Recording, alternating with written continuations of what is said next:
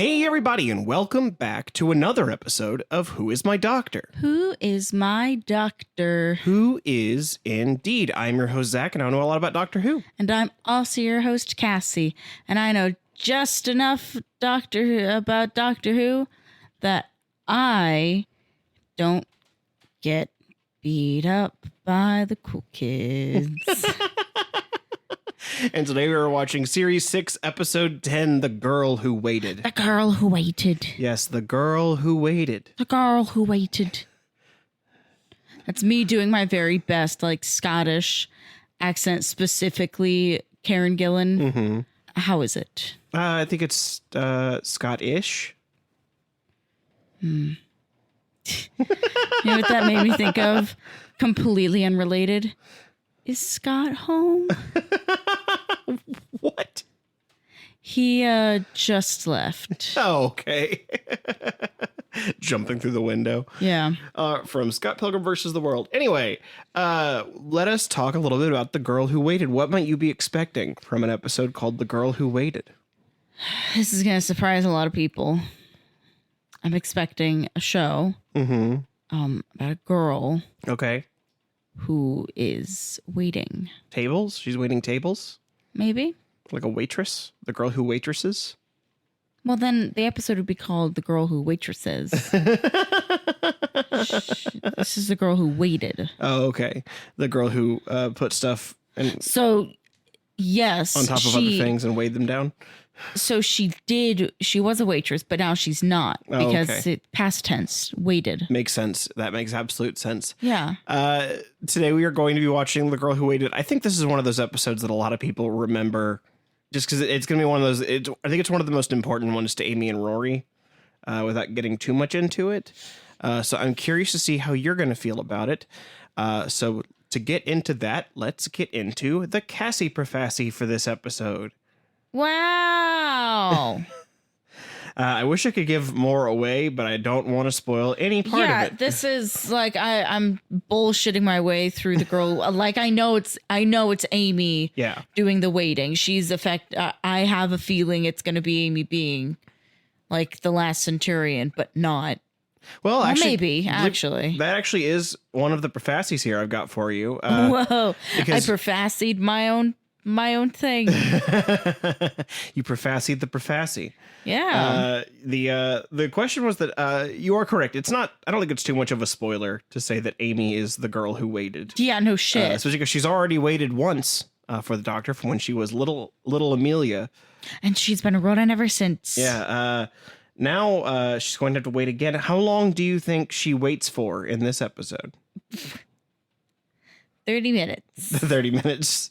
She's waiting for her corn dogs to finish cooking in the oven. I was gonna say her sandwich, but okay. Her so delicious Jersey Mike sandwich. Yeah, she put an order and now she's got to wait it. 30 minutes. Much longer than that. And again, Zach, that was a bullshit answer. For a bullshit question. Yeah. I'm gonna say 99 years. 99 years? Okay. Yeah. Okay, so you think she waits around 100 years? Yeah. Okay. I don't want to make you feel like if it's like 102 that you feel like I cheat you out of the... No, I understand that we do Price is Right rules. Closes that going over. Yeah. So if it's like 104, you get it. But if it's 98 years, fuck you. No, I wouldn't do that. If it's around whatever you give, I'll give you the right answer. So 99 years is the Cassie guess today? I guess so. Yeah. Well, because I'm also wondering too if it could be closer to like 1,000. That is about how long Rory waited. Well, yeah, the last Centurion. Mm-hmm. Duh, that's what that means. Fuck. Well, because now I'm wondering too if it would have to be more than Rory. You think she's got to beat Rory? But also, she's not made of plastic. She's not made of plastic. But we are dealing with timey-wimey. Yeah, wibbly-wobbly, timey-wimey bullshit. Hibbledy-bibbledy, wobbly-boobly. I don't know. I'll say 99 just because that is the number I've already said. All right, 99 years or around a century. All right. This was more of a fun one, I think, for this other question here. In this episode, they go to what the Doctor calls the number 2 destination planet for the discerning intergalactic traveler. Why do you think they don't go to the number 1 planet? I'm going to say it's because the number 1 planet blew up. It blew up? It died out. It's out of fashion. Okay. See. Can you repeat the title again for me one more time? It was ranked the number 2 destination planet for the discerning intergalactic traveler. So there is a lot of reasons why a planet would not be in existence. Mm-hmm. You just think the planet doesn't exist anymore. I can accept that. Well, because it's either that or like it's really smelly now. Like something happened to the planet, which is why the doctor. Farted. Yeah, which is why the doctor's like, oh no, we don't go to that one anymore. We don't go to that one. Someone made a big dookie. Yeah, it's too smelly. It's like me today when I came home and I went into the office that you had cloistered yourself into, and I went, oh, it is a little smelly. Smells like boy. And I left that room. I opened the windows and then I left the room and I haven't been back in there since. for fear of being attacked. Yeah. By cloistered smell. Yeah. All right. Well, let's find out together if Amy waits about 100 years, 99 years, excuse me, I shouldn't speak out for you. If she waits 99 years, and if they don't go to the number 1 planet because the number 1 planet went kablooey, as we watch The Girl Who Waited. Now, by kablooey, I mean it's either very smelly or it farted itself out of existence. Kablooey. Or if it got taken over by a family of dancing dogs, kablooey.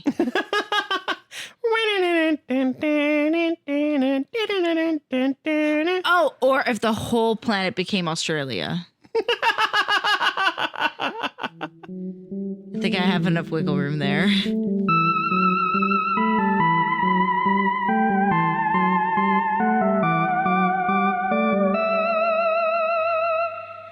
Today's episode of Who's My Doctor is brought to you by Angus MacLeod's Authentic Scottish Accent Academy. Are you tired of your bland, flavourless voice? Sounding more like a soggy crumpet than a thunderclap over the Highlands? Then come on down to Angus MacLeod's Authentic Scottish Accent Academy. I am Angus MacLeod, son of Broadsword MacLeod, born during a pub brawl and baptised in Iron Brew. At my academy, we take your weak wee words and turn them into burr-laden broadsides of beauty. We've got courses like Intro to Growling Through a Smile, Advanced Grunting, Yelling Lad is a comma, and Is it anger, or is it just the accent? You'll nae regret it, or I'm not actually Scottish.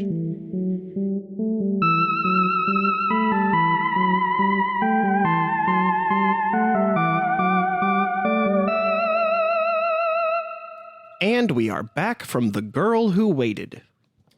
So it turns out Appalachia did not turn into Australia. No, Appalachia did not turn into Australia. Nor did the number 1 planet voted to be the... You didn't say voted, though. If I had told you voted, would you have guessed it was the planet of the coffee shops? That it was the Star of Bucks? You keep that name out of your mouth! In my defense, you did not specify that it was voted the second best. Mm-hmm. Because that would have changed things. Interesting. What would you have said had I told you that? Oh, if it was voted, then I would have said yes. Like, oh, then there's like too many people on it. It's like everybody fucking moving to California. What's that like, Zach? Interesting. Well, What's unfortunately, that like everybody having people move to California. Oh wait, you wouldn't know. You weren't here first. I've been here about 10 years now. Okay, I've been here my whole life. I'm a long-term transplant at this point. Yeah, I've been here my whole life. It's people like you that are making my life harder. But moreover, what'd you think of the episode, Cassie?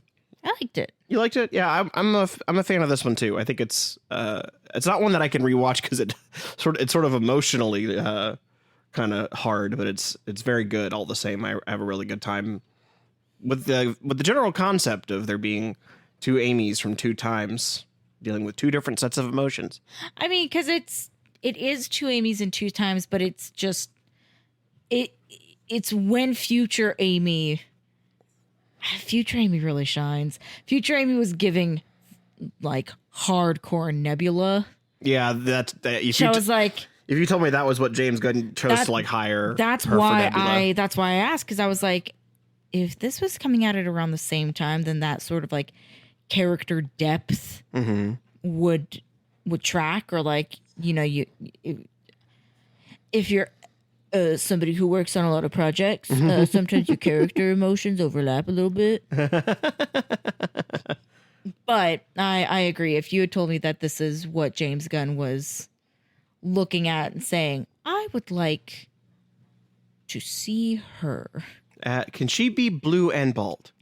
Can she be blue and made out of robot parts? Which I also really liked the irony of old Amy having her armor made of robot parts. I was like, this is just a little like fun future joke for me. Nobody would have any idea for a couple of years. No. Well, because they didn't even start working on Guardians until 2012. Yeah. So this would have been after this time. Yeah. So that's just like a little like hindsight 2020, a little tongue in cheek. Yeah. I really thought this was also a good acting episode for Karen Gillan. It really lets her explore some emotion she doesn't normally get to. No. I mean, yeah, I agree with you. No, she doesn't get to explore a lot of emotions. Yeah, this like long-term like PTSD that she gets to express through this like resentment she has built up for both the Doctor and Rory. Well, because she's been left now by the Doctor twice. Mm-hmm.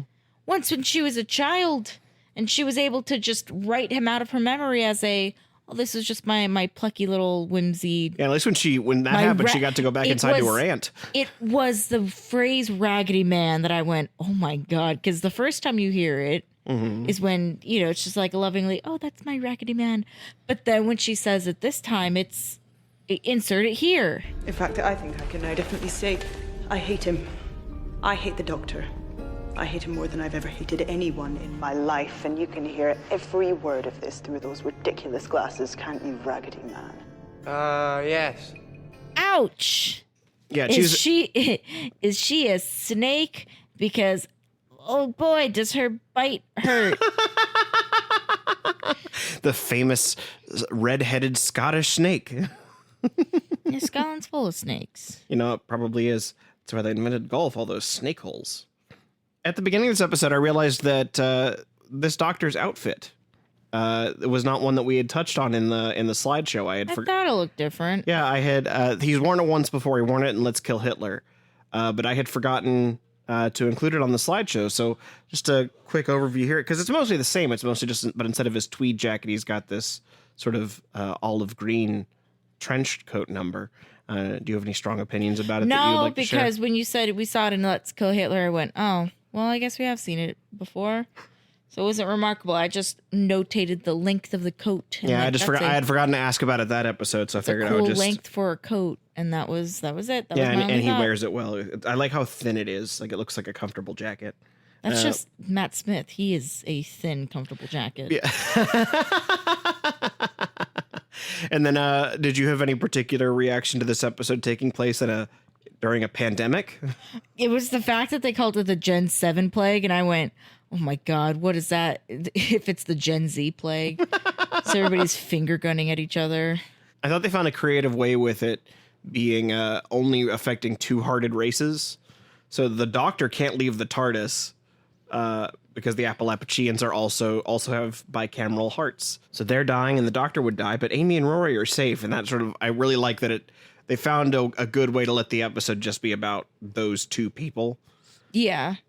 Giving a very legitimate reason for the Doctor to not at all be involved. Yeah. And in some ways be almost the antagonist of the story in a way. Like the story entirely happens because the Doctor is careless in the way he travels. Because he looks for adventure, and so he doesn't bother to check if there's a plague going on, if there's a quarantine that might lock somebody in a faster time stream. To be fair, that's not really something you think of often. When you're going to a different country, you don't think, ooh, I should check and see how many people are sick right now. I mean, that wasn't how we thought, but it's certainly a thing right now with COVID. Like, I don't want to go anywhere near Texas right now, but with the measles outbreak. That's different, though. Yeah, just like the thing is, like, that's the idea is that I just thought it was interesting that they found a way to make the Doctor an antagonist without necessarily making him an outright villain, which I feel like would have been an easier choice. Having it just be about Amy and Rory, though, does end up creating what I thought was kind of it's a really nice moment. But when I stepped out of it for a minute, it did make me laugh. There's that moment where Amy and older Amy are talking through the little time glass, and they're talking about Rory and how much they love Rory. And I'm like, this is sort of the anti-Bechdel test. This is not even two women. It's the same woman talking to herself about how much she loves a man.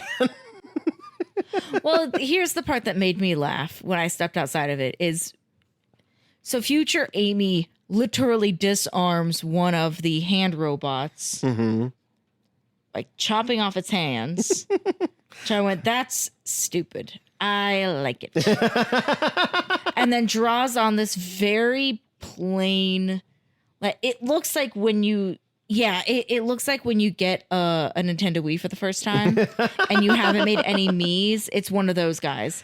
It's just a very basic, and they're like, oh, or she calls it Rory. And I went, that's kind of sad that she just drew this very like unassuming face on this robot and is calling it Rory. Says a lot about how she feels about him.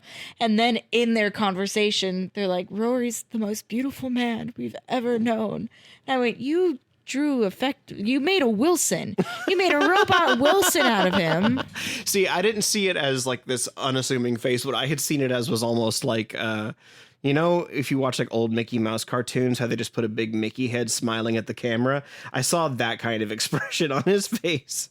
I do like that she also maintained her lipstick after 36 years. Yeah, that somehow it's like it just totally fine. Has it? I feel like that would have. No, you would be surprised how well lipsticks and cosmetics survive. There's stuff that's been like dug up from ancient Egypt that is still technically usable. Yeah, fair you enough. shouldn't, because it's from ancient Egypt. It's full of curses. But you would be surprised how well stuff like that can maintain itself. My thing is, and the two thoughts go into each other. So just stay with me. Follow me. I'm coming along your journey. I'm holding your hand. She does say something along the lines of, well, that's the first time I've laughed in 36 years, when they're mocking the glasses that the Doctor makes for Rory to wear. And he's like, oh, it's better than a fez. Mm-hmm. You can't tell me that in 36 years, she didn't have a Delulu girl moment. That lipstick would have been gone, because I am a girl with a multitude of mental illnesses. Would have absolutely just gone completely buck wild with my lipstick. That I would have put it on my face, all over my face. I would have tried to make face prints on the ground so I could talk to me. Mm-hmm. You know, I'd be laughing, ha ha ha, self jokes. Remember that one time when oh yeah, ha ha, what a lark. You cannot tell me, unless she is absolutely sane, which there's a non-zero chance that Amy Pond does not have mental illnesses. I mean, I don't know how you could when you travel in the TARDIS. Normal. See, But you can't tell me that in 36 years she didn't have a complete and total mental breakdown where she tried to make an effigy of herself and hang it. That absolutely, just to feel something. See, I just feel like if you took a robot and you named it after your husband, and you were then you're stewing alone for 36 years, she would have made out with that robot at some point. I would have fucked it. That's where the hands went. No, because the hands have the anesthetic. Hey, now.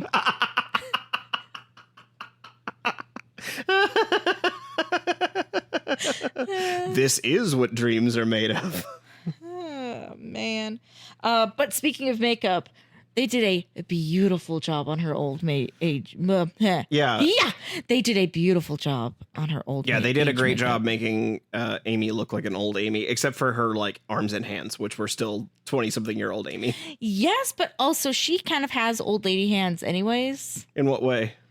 there's just like a specificity of like, just because she is a rather thin person, and they did something with her nails too, to not make them like, she wasn't freshly manicured. Like she had like gunk and stuff on them. Okay. So it did, at the very least, they did do something with her nails to just make it look like they weren't manicured. And they only really draw attention to her hands at the very end of the episode. When honestly, I feel like having makeup on them might have been distracting. And at it's that also point. something too where it's like, since she is skinny, like I am built like a little baby hippo. You're not built like a hippo. My hands. You're built like a Greek statue. Thank you. Like the Greek statues featured in this episode. Yeah. Eyes front, soldier. Well, it's just like it's more of a comment on like, when you do have more weight on you, your hands tend to also have weight on them. Because Karen Gillan is pretty thin and lean. She does not have a lot of weight on and in her hands. So like, she does have not old lady hands in the sense that like, you know, our good friend Mariah, she has witch hands. I believe for her whole life, she has had like a hag's hands. Karen Gillan doesn't have hag hands, but she also isn't sporting Greek statue hands either. It's kind of wild to think that we're How long we've been talking about her fucking hands? I know. No, that we're nearly like halfway to the point where she would have been that age in the episode. She waited 36 years and it's been 14 since it aired. So we're not exactly halfway there. What the fuck are you talking about? It's been 14 years since the episode aired. Okay. And so I was thinking that That's 28 years, dude. well, I guess more accurately, we're like a third of the way through. Yes. I was doing like 15's half of 30. That's where my brain was going. Yeah, it's 36. Yeah, my brain was doing a lot of rounding. Don't make fun of the way I do math. I am. Because also, timey-wimey wibble-wobble doesn't even matter, bro. Tibble, wibble, hibble, dibble. I will say, completely jumping into a different topic. Splish splash. That's me jumping. I like how homemade the TARDIS looks. Yeah, with all of its different, with the way that like the console I'm is. so angry knowing what this TARDIS turns into.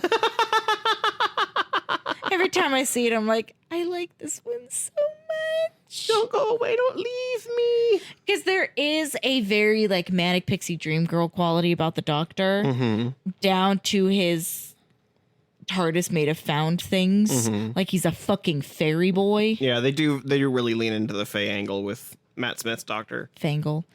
I do also really like how much more now the Doctor talks to the TARDIS, knowing that she is a woman. Yeah, because even though there's still an element of like I'm talking to my car, like what's the bad Amy done to you? Nasty Amy. That's what's the nasty Amy done to you? Yeah, so there's definitely an element of like not infantilization, but it still feels like he's talking to some kind of machine. I feel like our experience with it is different now that we've seen her be alive. Well, because also the Doctor does have Delulu girl moments. Facilitated by the TARDIS, who shows him projections of his past companions and gives him guilt. I also didn't know that the BBC could reference Disneyland. Oh yeah, they say that there's a Disneyland on another planet, Disneyland Clome. Which then also does filter into the I did enjoy the gate. Oh yeah, the room where you can go into different entertainment zones. Yeah, it was the specificity of Amy picking the garden. And I recognize, like, from a production standpoint, that means that they probably went to some kind of botanical garden or historical site that has a lovely garden. And they just CG'd it up so they had just have weird shapes at the top. But there is a specific version of Alice in Wonderland. It is my favorite version that aired on TV. That is the most I can tell you about it. It's got Martin Short as the Mad Hatter and Gene Wilder in it as well. As not the Mad Hatter? No, we'll have to watch it. It's on Tubi. Okay. For any of you who want to, it's a really great version. It's very accurate to the book. But anyways, the shot of her choosing the garden and then stepping through was very like straight out of that movie. And I was like, I would love to see an Amy Pond's Adventures in Wonderland. I mean, this was not. I mean, it wasn't not that. Well, because then I also started falling down the rabbit hole about like who is who in Alice in Wonderland and Doctor Who. So I really did like the idea of Amy Pond being Alice specifically, and then the fucking Doctor is the Mad Hatter. Is he the Mad Hatter or he's the White Rabbit? Rory is the March Hare. That's the only reason why the Doctor is still the Mad Hatter. Oh, okay, that makes sense. Yeah. I'm not going to go through the whole thing, but we could take every iteration of the Doctor and just all of the companions and put them in there. Donna's the Red Queen, obviously. We talk a lot about Amy in this episode because I think she gets the spotlight having dual roles, but I also want to say that Rory, Arthur Darvill, He has some wonderful moments. He specifically yells at the Doctor, "You're turning me into you." Yeah. Ouch! And also that moment where he's like, you should check if there's quarantines. And he's like, that's not the way I travel. And he's like, then I don't want to travel with you. And like throws the glasses on the ground. I thought that was also a really like, whoa, this is a turning point. I really like that moment. I think, but also that he just has to play this like weird dichotomy where he is looking at the person that he loves most in the world. And she both is and isn't her. And is having to go through a lot of emotions, like the fact that he's let her down, but is also still trying to save her, but also has the opportunity to like save her in the past. Like there's a lot Arthur Darvill's having to juggle in this episode, and I think he's doing a very good job. I also really like that when both Amy's are fighting and both of them are trying to get Rory to side with her, Rory's option is just to go, ladies. I was laughing earlier at the thought, at the question of what's a thought so powerful it could rip through time. And I'm so angry. It's the Macarena. I saw you were sitting here trying to like come up with like pre-bits, and there was nothing you were going to come up with that was going to be sillier than the Macarena. Well, because like the answers that I would do would be like very personal to me and not funny as a general whole. They're bits that would like, it would rope in one person and it would be like, what's a thought so powerful it could rip through time? And it would be Katie's butt. What's a thought so powerful it could rip through time? I want my baby back, baby back, baby back. What's a thought so powerful it could rip through time? Those Quiznos commercials. With those little things that... I know they're saying words, but the image of them, the sound goes. What's a thought so powerful it could rip through time? Life is like a hurricane here in Duckburg. It's a duck blur. That's my favorite rhyme in history. Duckburg with duck blur. Iconic. What's the thought that could rip through time? Hey, Macarena. Because there was nothing we were going to come up with that was going to be better than the Macarena. No, because this is still just branching back to a conversation we had in this house. You weren't here, but it was us going through the house saying our favorite autistic stims, and right now all of mine are either commercials or SpongeBob. Specifically, oh, brother, this guy stinks. It's so funny to just say when you're alone in a storage room, and I think you can hear through the walls, but that makes it even better. Nothing will ever be funnier than the Macarena, which also makes me very angry that it's the Macarena. And Rory goes, our first kiss. And that just asks more questions. What the fuck do you mean, Rory? What are you like? Were you just because she's doing the Macarena as a just it was the second that happened, I went, oh, the episode lost me. Okay. What, you Thanks. can't imagine kissing somebody after doing something really stupid like the Macarena? Because my first kiss, might I remind you, happened with somebody, I won't name names, but somebody I met off of Tinder, and we went to the movies to see Wonder Woman. I had gotten food beforehand, and so I was like, hey, let's just sit outside of the library that's right over here. There's a water feature. It is not on, but it's still nice. Finished my food, and then we were talking. We went, oh, no, we're too late for the movie. I guess we'll just stay out here then. And, like, it was getting darker, and the lights were popping on, and it was so beautiful and romantic. And then he leans over and kisses me with his retainer on. Me having eaten Ono Hawaiian barbecue, him leaving his retainer on.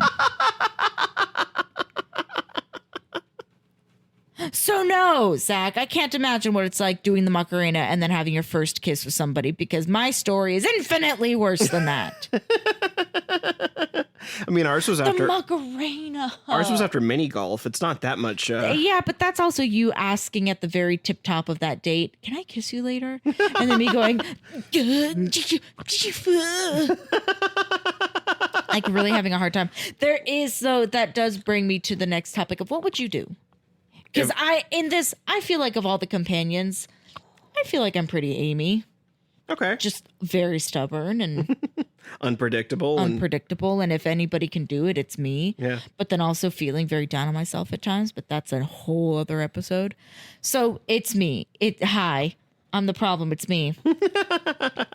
I get stuck in 2 time zones, and you can either save old, pissed off survivor, my whole life has been hell since the day you left, or me right now. Putting myself in But Rory's putting yourself shoes, you in mean? Rory's shoes. Ooh, that. I mean, it's real tough for sure. If I like assuming all the same rules apply, where if I take, younger you and older you ceases to exist, I probably would lean a little doctory and be like, well, if I take you, the tortured Cassie isn't real, which is doubly good for me because it means that I don't have to like leave someone with the feeling of being abandoned because they will disappear. And 2, it means I won't have had you be tortured for 36 years. But my cool outfit. I learned how to use a katana. Yeah, I taught myself how to reprogram robots and hack into mainframes. And build a sonic screwdriver. It's a probe. So you would do the same thing? You would... I probably would end up doing the same thing. Because easy for me if it was you. Absolutely. Bye, old Zach. I'm so sorry. I'll remember your legacy. I'll make a painting of you or To something. be fair, I feel like there's not a huge vibe difference between me and an old me. No, you're just kind of preemptively boring. What do you mean? What about me possibly says boring? Is it the various art pieces of celery? The fact that I like to eat bananas? You have no celery art. I would love it if we had celery Would you rather art. I was a criminal? I mean, that'd be kind of fun and adventurous. It would put me in a state Fine, of- I'll be a criminal. I'll go drink regular milk. You wouldn't dare. You know that would upset your tummy. I so much as sniff milk. Yeah, no, for me, easy. Just bye, old Zach. Like, I'm so sorry. I do like that old Amy, though, specifically says, like, if I go in there, I will not leave kindly. Yeah. I will be kicking and screaming. If you love her, you'll leave me out. Yeah. Because then that is Amy making the decision for herself. Yeah, there's a very, or like... putting Rory in a spot where she's not banging on the door and pleading for him to stay. Yeah. Or to, like, take her instead. She is admitting, or like, she is surrendering herself to the circumstance, so much so that she lets the hand robots, which we have not talked about enough. Okay. They turn into robot demogorgons, Zach. Yeah, with their face opening up. Because I went, that's a very Moffat thing to do, and then I went, oh yeah, this episode was written by Moffat. Haha, It was written by McCrae. Moffat was McCrae. Moffat was the showrunner though, so he did have editing over the episode for Yeah, sure. so but the robots being friendly, specifically walking around saying, This is a kindness. Do not be alarmed. I went, this is the same vibe as those like weird little tentacle jellyfish.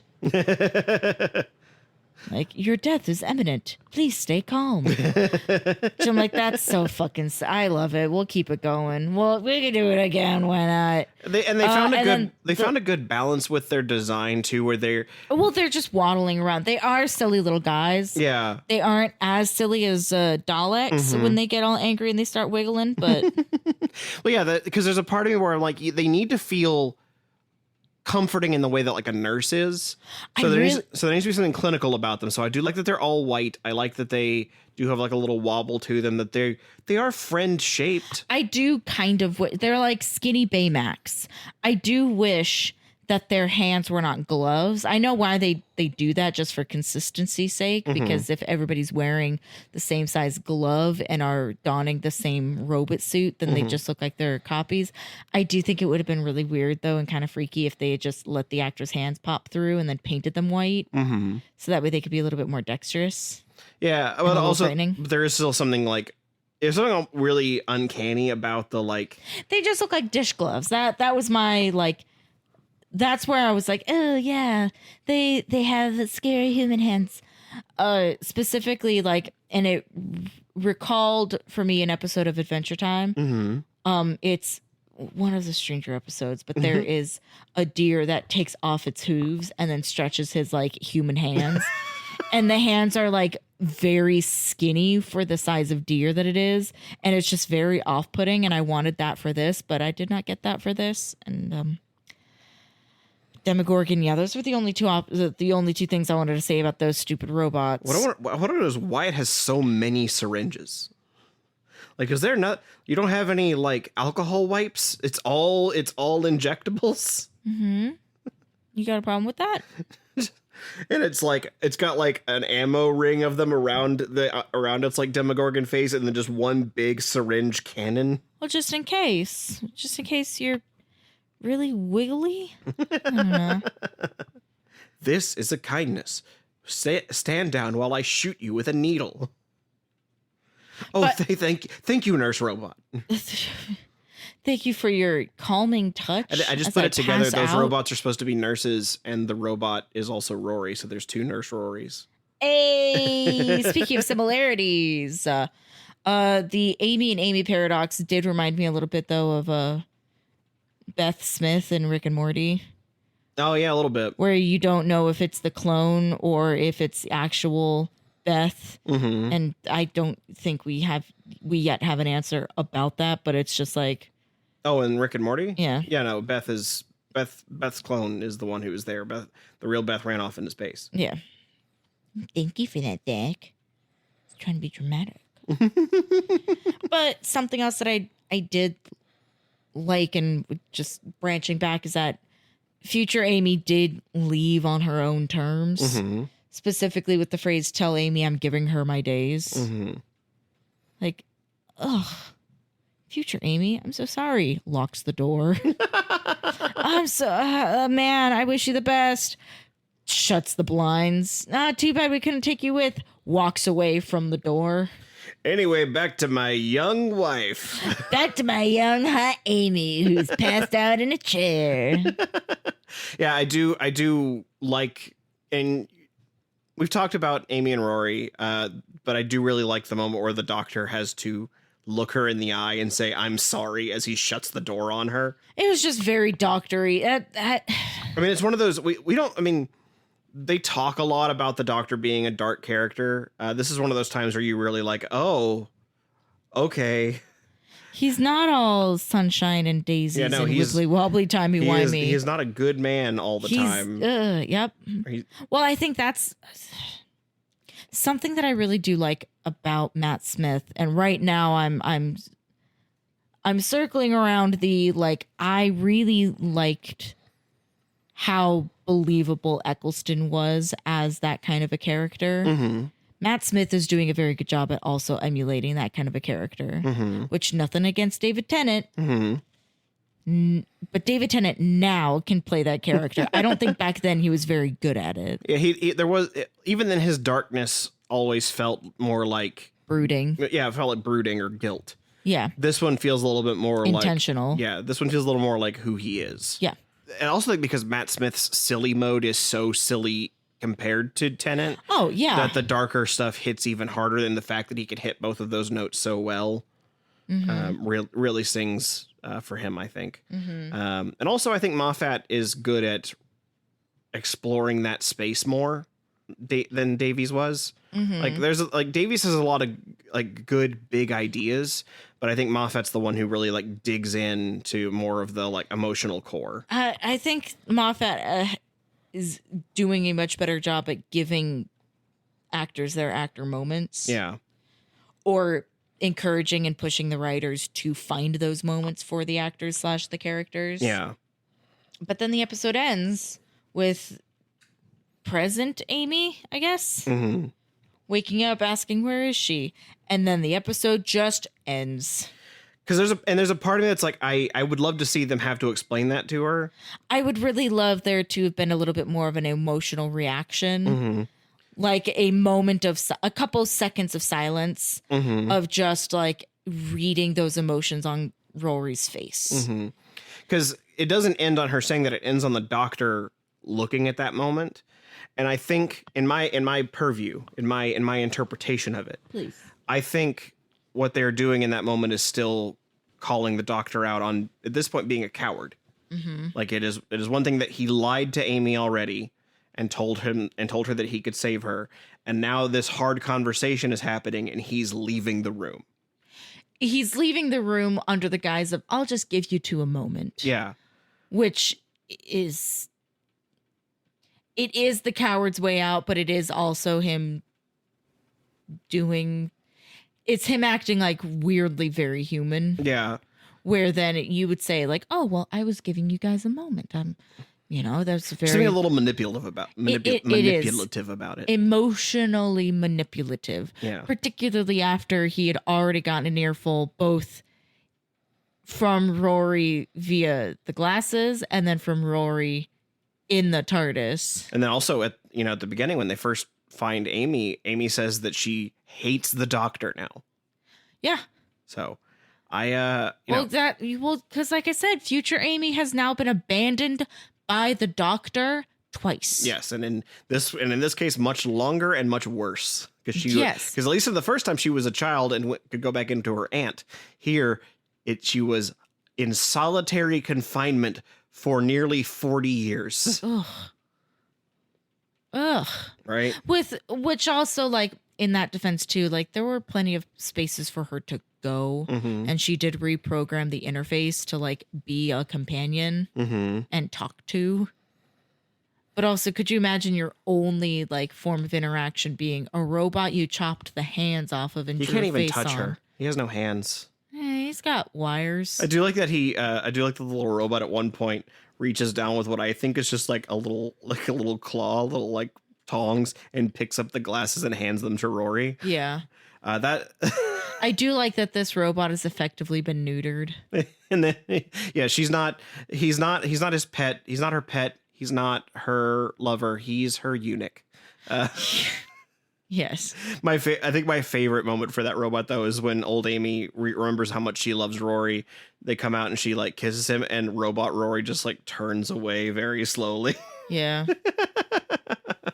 I do like Rory figuring out that she has named the robot Rory when she tells Rory to sit down and both do. Did you like Amy revealing that she has a cat named Biggles? Oh my God, I love that. Favorite cat named Biggles. A favorite cat named Biggles. That means she has other cats. Yeah. That were eaten by the giant eel monster from the very first episode. Oh, no. Prisoner one. No, sorry. They were eaten by the Kraken Time. That's right. They were eaten by the Kraken Time. No, cats are smart enough. They could crawl. They could trot right out of that. The cats who knocked everything into the Kraken Time. Oh my God. That's where all missing socks go. That's where my DS games from like 15 years ago went. Next episode's going to be a very special episode for us. Why is that? We're going to have a guest on our next episode. A special guest. Our roommate slash Occasional studio audience member, Haley Callahan, Haley Baker Callahan, also known as Trickster Bell online. I asked her if she wanted to guest on that episode because she has been our frequent audience member, and her choice is the next episode. So we will get into that on the next episode of Who Is My Doctor? Wait. What's the name of it? Oh, it's called The God Complex. Of course, that's the episode Haley wants to sit in on. All right, who is my doctor? Who is indeed?